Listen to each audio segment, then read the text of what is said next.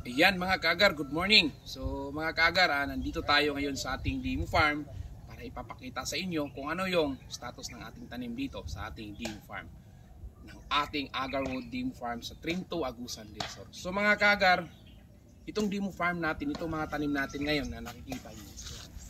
So matataas na. Ito ay pareho sila ng edad, pero hindi sila pareho ng laki, hindi sila pareho ng taas. Dahil meron tayong iba't ibang pamaraan ng pagtanim. Meron tayong nire-research kung ano ba talaga ang dapat natin gawin para mas makasave tayo sa expenses at makasave tayo sa time at panahon para mas maganda yung tubo at saka saan tayo prefer na magtanim na mamamanage natin yung mga tanim sa tamang proseso.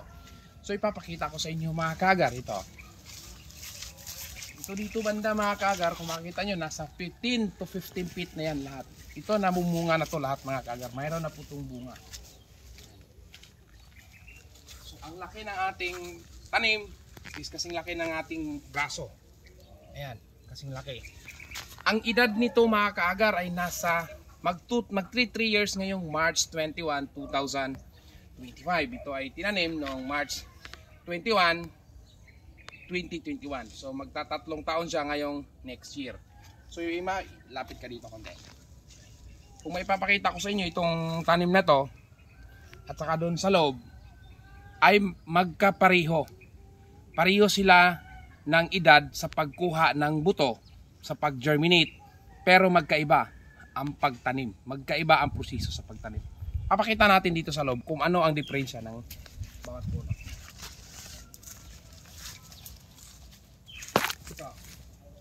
Makikita nyo to mga kaagar na maliit pa siya, no?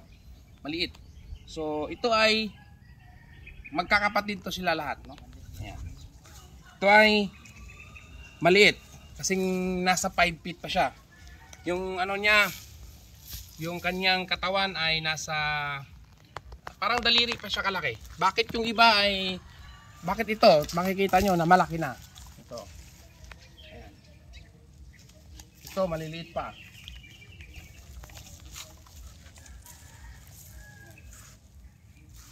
So, marami dito sa loob. Ayan. Bakit yung iba matataas na?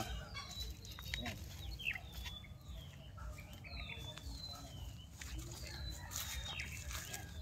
Dahil ang technique ng ginamit natin dito sa mga malalaki na mga kaagar ay yung hardening method. Si hardening method, makikita niyo yan mga kaagar. Oh. Ayan. Yung mga seedling na yan. Yan ay naka-hardening. Bago siya tinanim, nilipat muna siya sa malaking seedling bags. Ito. Ayan. Nilipat muna siya sa malaking seedling bags at bago siya itanim sa field. Ang mangyayari, maging ganito yan. Mabilis siyang tumubo. Mabilis siyang lumaki. Yung ganito mga kaagar, yung pagtanim nito, ayan. Ito ay direct planting. Tinanim siya ng 1 feet. Diyan diretso, natamaan siya ng init. Kaya ang nangyari, 80% sa tinanim natin ng una, nagkakaproblema. Mahina yung tubo. Ikukumpara natin sa hardening. Ayan. Hardening 6 months at 6 months to 10 months. Ang mangyayari, napakaganda. So yan lang muna mga kaagar. God bless.